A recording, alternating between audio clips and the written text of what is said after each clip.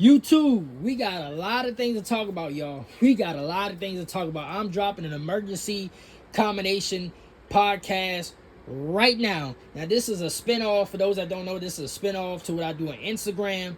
But this is going to be the first one for YouTube. So I'm going to rename it to, instead of UFC combination, it's going to be the MMA combination. Because we're going to talk about more things than the UFC later throughout this YouTube journey. But tonight, so we got John Jones re-entered the test pool. He's just been tested today. I'm gonna put that picture in the thumbnail. Then we got this nigga Anthony Hernandez miss weight. What are you doing, Anthony? What are we doing? You really messing up your chances right here. And then we got my boy Charlie Olives rebooked in a fight. Now I'm gonna talk about those three things. Anthony Hernandez, you gonna get the back half of the video, cause Lord Jesus, nigga. What are we doing, bro? What are we doing? So,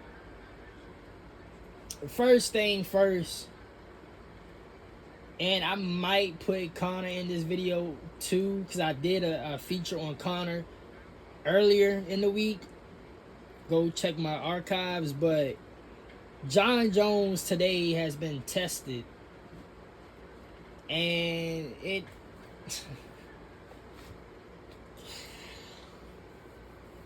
It's almost like the Conor McGregor. I said the same thing about Conor McGregor. It's like, do I want to see it? Kinda, yes, no, maybe. But it's like, John, to get like one more fight of John Jones, I don't know how the fuck I'm feeling right now. I ain't even gonna hold you. I ain't even trying to cuss too much in this video, but I don't know how the fuck I'm feeling in this video. Cause this is my like raw reaction. I posted a story about this like 4 hours ago, but I ain't really think about it up until I ain't really think about it deeply up until I was, I pressed record. But John entered the test pool. He's been tested, so he's good to go. So for right now, for all accounts and purposes, he's good to go for 2026 next year. Now, we all know the UFC is going to the White House. By the way, I had an Instagram video on that. I'm not going to discuss that on YouTube until we get there, unfortunately. So John Jones is pretty much set. Also, if you hear any background noises, it's the... Lord Jesus have mercy. It's the cat just going crazy. Hold on, y'all. This cat done got her damn...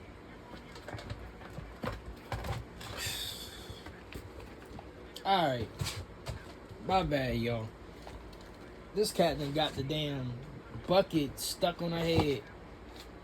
But, anyway. John wants to come back for one fight, and that's the White House. So, he's been in the testing pool. Like, I don't know. This is probably the only topic I'm going to waffle on. Because I just don't know. I don't know. I wish he would have just...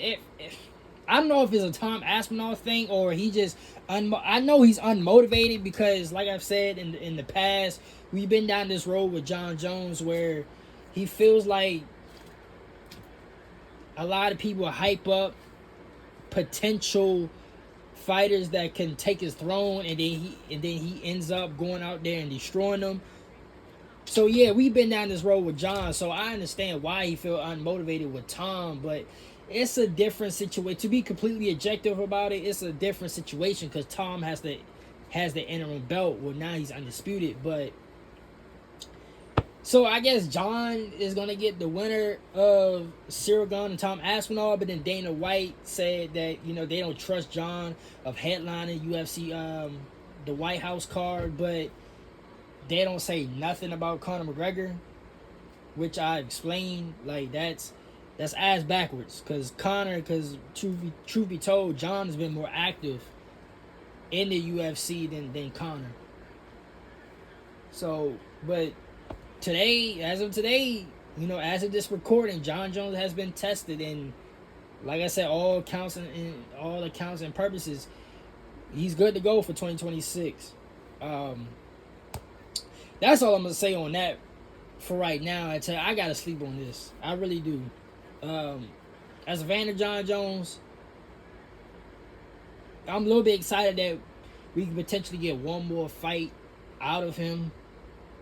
But then again, it's kind of like, I really don't even want to see it at this point no more, for real. Because I've been said this over and over about John really don't even need to keep fighting for real. He could have just left it off at after Cyril gone. I've been said this. He didn't even have to fight Stipe. I know why he wanted to fight Stipe, but he didn't have to. And he damn sure didn't really have to fight Tom Aspinall, even though, the situation is pretty much different. But it is what it is. I'm going to sleep on it some more. So, now we get to my boy Charlie Olives. Oh my goodness. Why? So he got his fight booked, and I was gonna wait for the weekend recap, but I gotta do this tonight on a Friday night, cause this still ain't sitting well with me. Why in the hell is you gonna get a fight booking, and not just you, come here, and not just against anybody? You going against Rafael Vazit. Although it's a good matchup, and I get why, because it's in Rio de Janeiro. It's going to be basically it's going to be his home fight. That's his crowd. He's going to be headlining. But Lord Jesus, nigga, we just fought like what 2 months ago, and it was a brutal knockout, and not even a fight where you got rocked and Topuria just put on a barrage just to get you out of there on a TKO. No, this nigga Topuria, real live, knocked you clean out. And we coming back. Honestly, this is faster than Volk. We all seen, for those that, and like I said, this is new for YouTube. For those that been following me on Instagram, y'all know how I felt about Volk coming back to fight Topuria. I've been making videos on end about how terrible that decision was. Volk making a quick turnaround after getting his head knocked off against Islam. But this one right here, it hits different because I'm much more now. Volk has grown on me over the years, so I like Volk. I didn't like Volk at first, but I like Volk now. I've always been a fan of Charlie Olives, so this one hits way different. This joint right here hits way different to me than the Volk situation, because Charlie Olives, he's one of my all-time favorites, and I cannot see him go down the path that my nigga Tony Ferguson made. Because Tony Ferguson did the same thing too. It seemed like all my guys been going through this pattern of like, I gotta get back and get in there and avenge this loss or whatever. And they all been fighting not out of their prime. Well, yes, technically out of their prime, but they fighting way too long when they have to. Like, I witnessed it with Chuck Liddell. I definitely witnessed it for BJ Penn. I feel like any MMA OG fan from the early 2000s and mid 2000s had to witness that travesty of a comeback that was for BJ Penn. I was witnessing it a couple years ago with Dom. Dom finally, he was supposed to have his last fight with Triple C in Seattle. Or was it Triple C? No, not Triple C. It was I forgot who was the matchup, but Dom was supposed to headline. It wasn't Triple C, because Triple C was a co-headliner.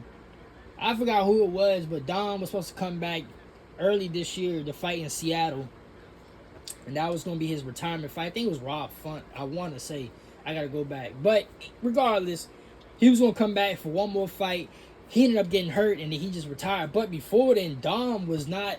The Dom we seen the past 2-3 years is not the same Dom. Not even the past 2-3 years, since around COVID time. So really about 4 to 5 years. That was not the Dom we used to seeing. And now, Dom, Tony Ferguson, potentially Charlie Olive. So I don't get this decision. I don't. Yes, it's a good matchup. And yes, I understand why they got this fight booking, but you just got brutally KO'd. You think going against somebody like Physique is healthy for you at this age of your career? Like, let's really think about it. Is it really healthy for, unless you a young buck in the sport, like you 20, 21, 22, 23, 24, maybe 25, you can afford to get knocked the F out and come back like ain't nothing happened. Cause niggas do it all the time for it, but once you start to get older, you like 30, 31, 32, 33. Like, dog. You can't bounce back like a spring chicken anymore. Which is, we hear, Max Holloway say it all the time at one point in his career, because Max is getting older too. We heard Max Holloway say it all the time. After a while, he just stopped hard sparring for real. He just stopped, sparring in general in some of his training camps, because it was wearing him down. As he was getting older, it started to wear him down. All the shit he used to do, it started to wear him down. So, oh my God, Charlie Olives, Lord Jesus have mercy. And this ain't no Vizid is not no fighter you can come back just for like a tune up. You know what I mean? Like Vizid, he got some speed and he got some power on him. Like, for crying out loud, Justin Gaethje couldn't even knock him out. Justin Gaethje rocked him, and Vizid kind of rocked Justin Gaethje too. But Vizid is durable, fast, and he got some speed on him. This is not, now stylistically, if this was like Charlie Olives before, if this was Charlie Olive, I'm laughing because it's I wouldn't say it's funny, but it's kind of like you just gotta laugh at this point at what these fighters do. But if this was Charlie Olives before Topuria, then stylistically this would be a good matchup for Charlie Olives. But post Topuria, no. I'd rather I'd rather Charlie Olives to fight somebody like BSD, which BSD is getting Mauricio Rufy, but that would be somebody, or even Benil Dariush. Like, I would like to see Charlie Olives get, Benil Dariush get that rematch on Charlie Olives, something like that. Rafael Vizid, no. I don't like this at all. I do not like this at all. I mean, like I said, I understand it, and it is a good matchup for that card. But as a Charlie Olives fan, or as somebody looking on the outside of, okay, where is Charlie Olives going to go from here? This ain't a good matchup for Charlie Olives to get back on the right foot. So, low key,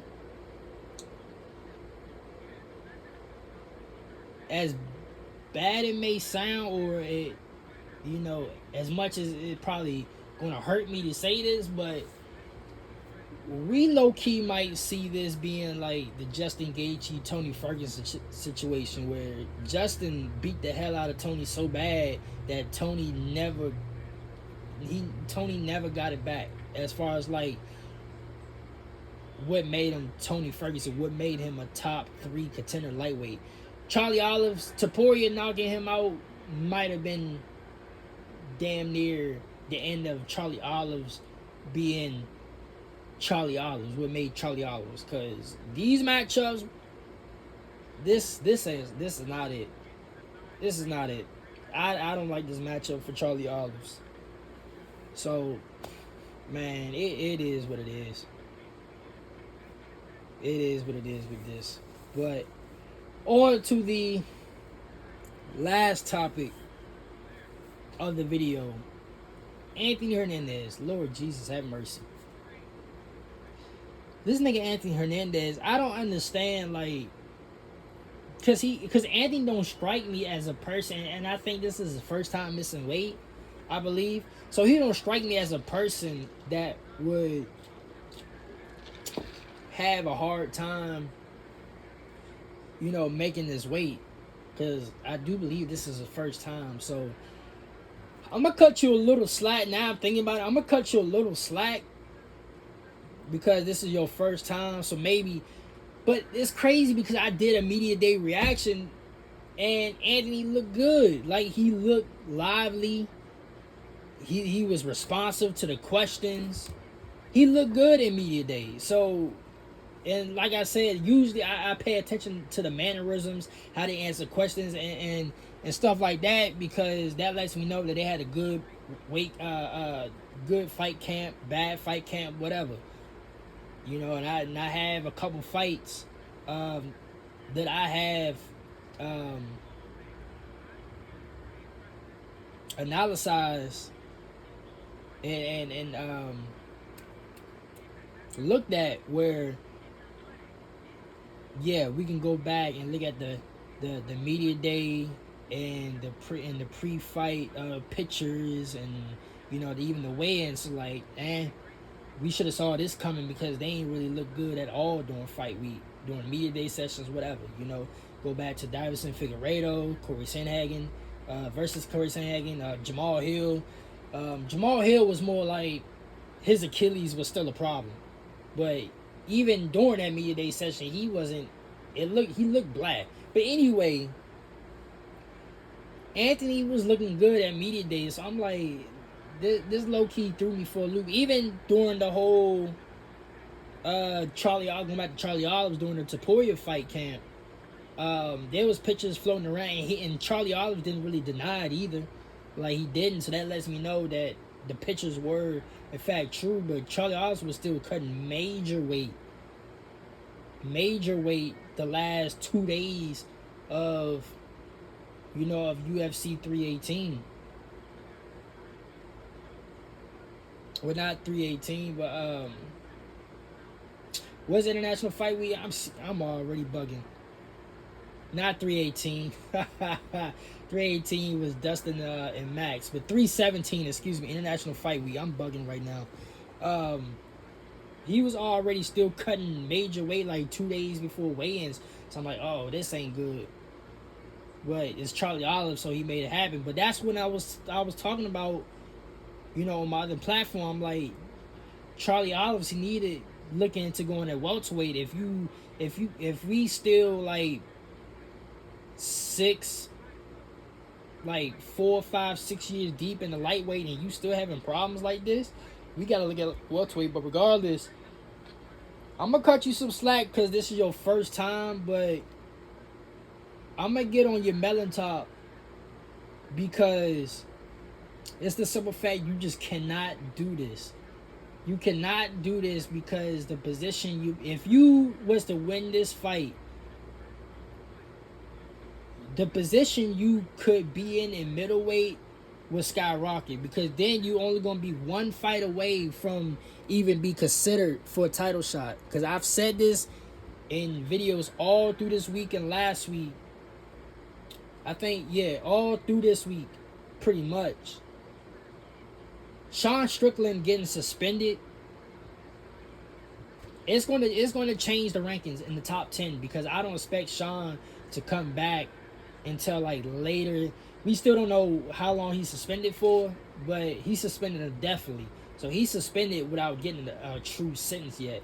So I really don't expect Sean to come back until like at least the summer or the fall time of 2026. And during this time span, we have this fight this weekend, plus DDP and Khamzat, and then we have other middleweight fights being booked after DDP and Khamzat. So this top 10 of middleweight, basically the top 15, and even we had a lot of middleweight fights in between International Fight Week and 318. So the top 15 is going to change dramatically before we even get to Madison Square Garden in November. So what I'm saying is, without trying to drag it too long, if you was, and I'm talking about Anthony Hernandez in specific, whether personally or not, directly or indirectly, whatever. If Anthony was to win this weekend, tomorrow night, the position he's about to be in